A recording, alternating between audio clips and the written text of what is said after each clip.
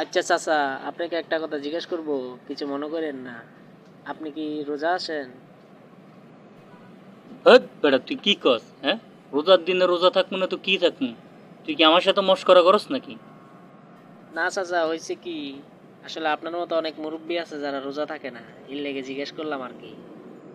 হ্যাঁ বেটা, তুই কি সবার মতো আমারও মনে করছস? হ্যাঁ, শর্টকোনা দিয়ে একেবারে কাঁচা মাংসা গরম করে এলাম উনি। সরি চাচা, আপনি রোজা আছেন এটা বুঝছি। হ্যাঁ, মাফ করে দিয়েন। বেটা, তুই রোজা আছস? তুই যে মানুষের জিগাইতেছস? হ্যাঁ, আসলে চাচা হয়েছে কি, আমি আসলে রোজা ভাঙি না। হ্যাঁ বেটা, তুই থাকলে তো ভাঙতি। আসলে চাচা, আমার গ্যাসের সমস্যা আছে আর ঘন ঘন খিদা লাগে, এর লেগে রোজা থাকতে পারি না চাচা। তুই নিজে রোজা রাখ আগে, এরপরে মানুষের জিজ্ঞেস কর।